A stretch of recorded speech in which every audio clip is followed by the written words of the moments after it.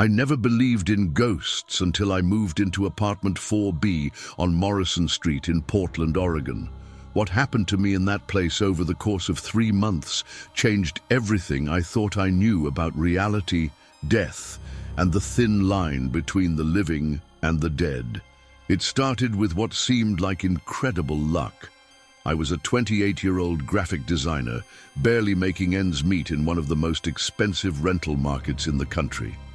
I'd been living in a cramped studio that cost me nearly half my monthly income, desperately searching for something better, but finding nothing within my budget.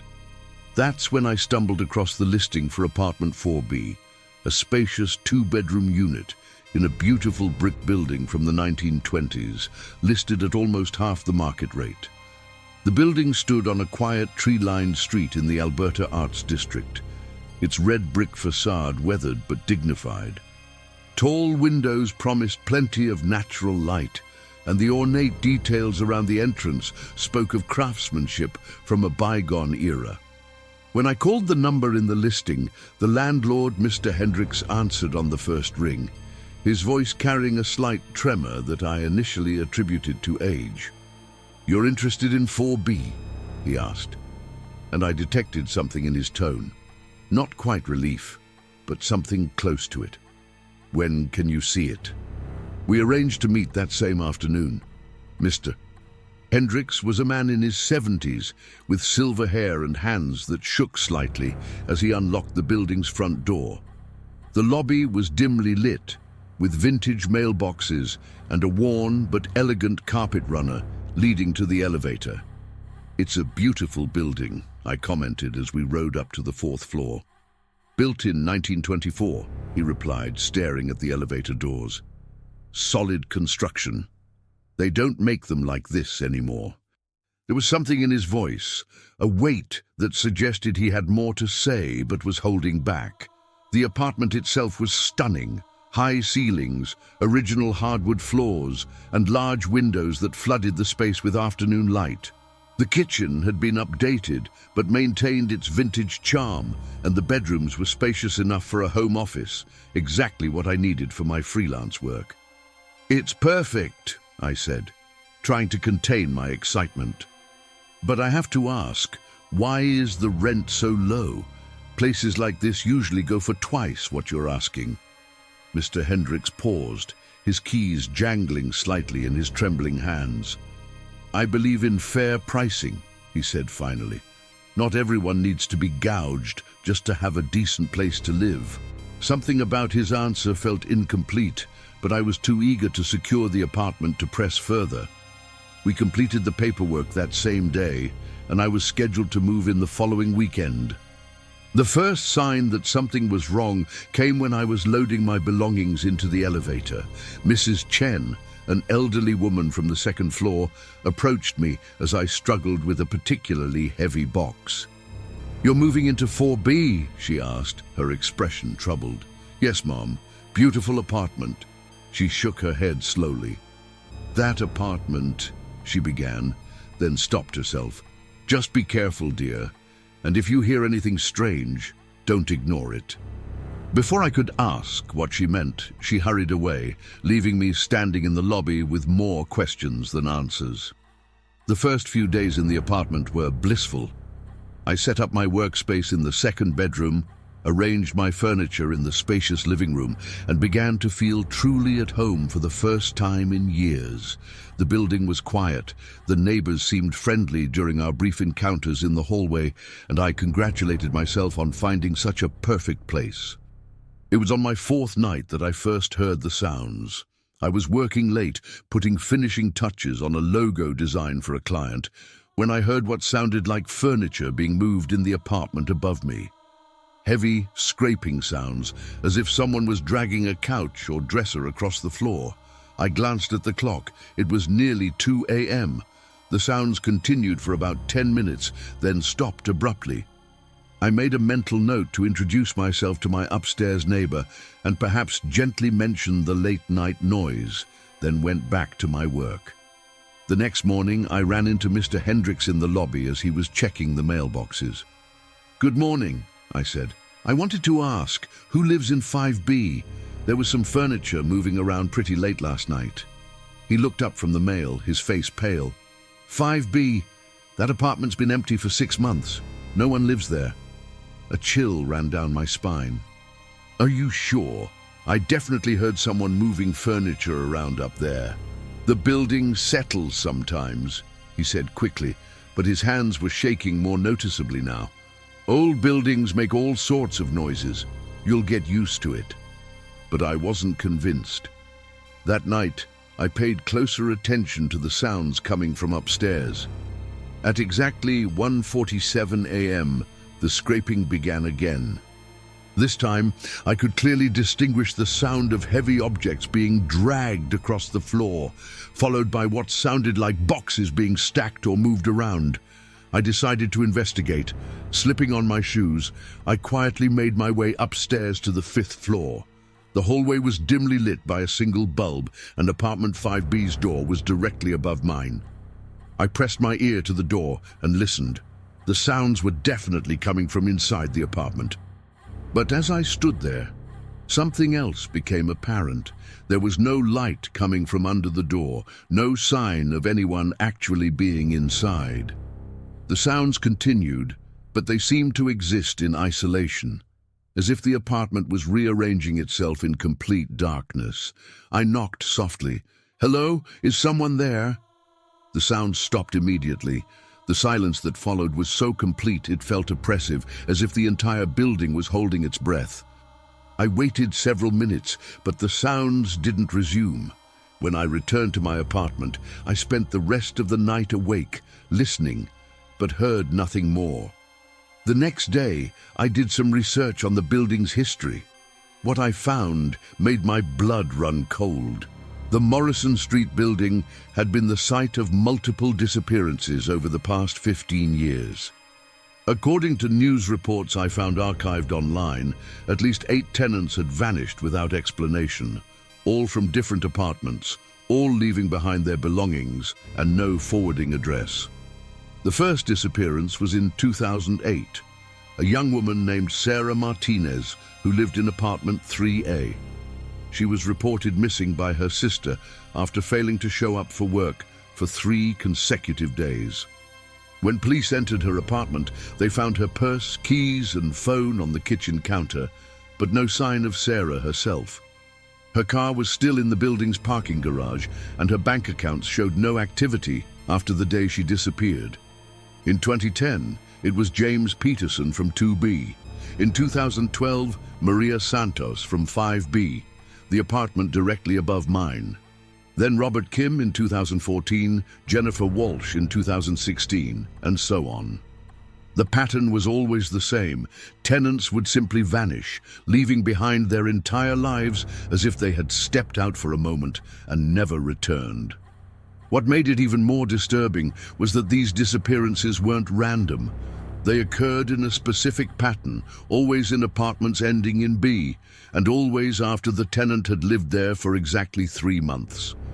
I had been in apartment 4B for exactly 2 weeks. That night, I couldn't sleep. Every sound in the building seemed amplified. Every creak of the floorboards made me jump. At around midnight, I heard the elevator moving, stopping at different floors. But when I checked the peephole in my door, the hallway was empty. Then I heard my neighbor's door open and close. Not the apartment next to mine, but the one across the hall. 4A. I looked through the peephole again and saw nothing, but I could swear I heard footsteps in the hallway. I was about to dismiss it as my imagination when I heard something that made my heart stop. The sound of a key being inserted into my lock. I watched in horror as my doorknob slowly turned. The deadbolt I had engaged was somehow unlocked, and the door began to open, but there was no one there. The door opened about 6 inches, then stopped, as if someone invisible was peering inside. I stood frozen, barely breathing, watching the empty doorway. After what felt like an eternity, the door slowly closed again, and I heard the deadbolt engage with a soft click. I didn't sleep that night. Instead, I sat in my living room chair, facing the door, with every light in the apartment turned on. As dawn broke, I made a decision. I needed to find out what had happened to the previous tenants of 4B. The next morning, I went to the Portland Police Bureau and asked to speak with someone about the missing persons cases at my building. Detective Maria Rodriguez, a woman in her 40s with kind eyes and a no-nonsense demeanor, agreed to meet with me. "You're living in 4B, she asked when I explained my situation. Jesus. I've been working these cases for years and I've never seen anything like it. What exactly happened to the previous tenants? That's just it. We don't know. Each disappearance is identical. Tenant vanishes, leaves everything behind. No signs of struggle, no evidence of foul play. It's like they just ceased to exist." She pulled out a thick file. "The last tenant in 4B was Marcus Thompson, 34 years old, software engineer. Moved in January of last year, disappeared in April. His family hired a private investigator, but even they couldn't find any trace of him." "Did Marcus report any strange experiences before he disappeared?" Detective Rodriguez nodded grimly. "According to his journal, which we found in the apartment, he was experiencing what he called supernatural phenomena. Sounds from empty apartments, doors opening by themselves, the feeling of being watched. His final entry was dated 2 days before he vanished." She handed me a photocopy of the journal entry. Marcus's handwriting was shaky, desperate. "They're getting closer. I can feel them in the walls, in the spaces between spaces. The apartment isn't just haunted, it's hungry. It feeds on us one by one. I understand now why the others disappeared. They didn't leave. They were taken, consumed, made part of whatever lives in this place. I can feel myself fading, becoming less real each day. If anyone finds this, don't stay in 4B. Get out while you still can. I don't think I have much time left." My hands trembled as I read. "This is exactly what I've been experiencing. Then you need to leave tonight. Don't pack. Don't worry about your lease. Just get out." But I couldn't leave. Something about the apartment had gotten its hooks into me. Despite the terror, despite the evidence of previous disappearances, I felt an inexplicable pull to stay. It was as if the apartment itself was calling to me, drawing me deeper into its supernatural web. That night, the phenomena intensified. The sounds from upstairs were joined by voices, hushed conversations, in languages I couldn't identify, sometimes overlapping, sometimes calling my name. I began to see shadows moving in my peripheral vision, figures that vanished when I turned to look directly at them. The temperature in the apartment began to fluctuate wildly. One moment, I would be sweating in oppressive heat. The next, shivering in bone-deep cold. The walls themselves seemed to breathe, expanding and contracting almost imperceptibly. On my 21st night in the apartment, I finally saw one of them. I was lying in bed trying to fall asleep despite the constant background noise of whispers and movement when I felt a presence in the room. The air grew thick and heavy, and the whispers stopped abruptly. In the silence, I heard the soft sound of bare feet on hardwood floors. I opened my eyes and saw her standing at the foot of my bed. She was young, maybe mid-20s, with dark hair and pale skin. She wore a simple sundress that might have been fashionable 15 years ago. But it was her eyes that made me gasp. They were completely black, not just the irises, but the entire eye, as if they were holes in reality itself. "You're not supposed to be here," she said, her voice carrying an odd echo, as if she were speaking from the bottom of a well. I tried to speak, but couldn't find my voice. She continued, her head tilting at an unnatural angle. "This is our place now. We've been waiting so long for someone new to join us." She smiled, and I saw that her teeth were too sharp, too numerous. "The others tried to leave, but you can't leave once you've been chosen. The apartment won't let you." I forced myself to sit up, my heart pounding so hard I thought it might burst. "Who are you?" "I was Sarah Martinez. I lived in 3A before." She gestured around the room. "Before I became part of this place. Now I live everywhere and nowhere. We all do." "The missing tenants?" "Not missing, transformed. The apartment feeds on us, and we become part of its hunger. Soon you'll understand. Soon you'll be like us." I scrambled out of bed, but she was suddenly standing between me and the door, though I hadn't seen her move. "You can't leave," she repeated. "No one leaves 4B. Ask Marcus, ask Maria, ask Robert. They're all here, all part of the apartment now, and soon you will be too." I ran toward the door, but it wouldn't open. The knob turned, but the door remained sealed, as if it had been fused to the frame. I pulled with all my strength, but it was useless. Behind me, Sarah's laughter echoed through the room, joined by other voices, the voices of all the missing tenants. They were all there, all watching, all waiting for me to join them. I spent the rest of the night huddled in the corner of my living room, surrounded by the ghostly figures of the disappeared. They didn't speak again, but their presence was overwhelming. I could feel their hunger, their desperate need to make me one of them. As dawn broke, they faded away, but I knew they would return. I tried to leave the next morning, but the apartment wouldn't let me. Every time I approached the door with my suitcase, it would swing shut. When I tried to climb out a window, an invisible force would pull me back. The apartment had claimed me, just as it had claimed the others. Days blurred together in a nightmare of supernatural torment.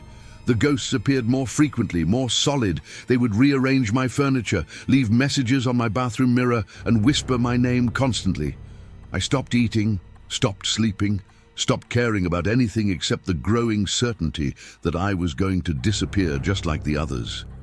It was on my 40th night in the apartment that I finally understood what was happening. I was sitting in my kitchen, staring at a cup of coffee that had gone cold hours ago, when I noticed something horrifying. My reflection in the window was fading, not blurry or distorted, but actually becoming transparent. I could see the building across the street through my own face. I ran to the bathroom mirror and saw the same thing. I was disappearing, becoming incorporeal, joining the ranks of the apartment's ghostly residents. The realization hit me like a physical blow. This was how the others had vanished. They hadn't left. They had been absorbed by the apartment, transformed into spiritual energy that fed whatever malevolent presence lived within these walls. I had maybe days, maybe hours, before I would be completely gone. That night I made a desperate decision. If I was going to disappear anyway, I would try to understand what I was becoming part of. I began talking to the ghosts, asking them about their experiences, about the nature of the apartment's hunger. Sarah was the most communicative. She explained that the apartment was built on a site where terrible things had happened. A boarding house fire in 1897 that had killed 17 people, a murder-suicide in 1943, and multiple other tragedies stretching back over a century. The accumulated spiritual energy had created something like a supernatural organism, a living entity that fed on human life force. "It doesn't want to hurt us," she said, her black eyes reflecting the lamplight. "It just wants to survive. And to survive, it needs to feed. It keeps us here because we're its food source, but also because we're part of it now. We are the apartment. How do I stop it? You can't. No one can. All you can do is accept it and hope that becoming part of something larger gives your existence meaning." But I wasn't ready to accept that fate. On my 44th night, with my body now translucent enough that I could see through my own hands, I tried one final desperate gambit. I had noticed that the supernatural activity was strongest at night and weakest during the day. I also realized that the apartment's power seemed to be tied to the building itself. When I was in the hallway or lobby, I felt more solid, more real. The apartment's influence was strongest within the walls of 4B. I waited until dawn, when the ghosts had faded and the oppressive atmosphere had lifted slightly. Then I gathered what little strength I had left and made a run for the door. This time, it opened.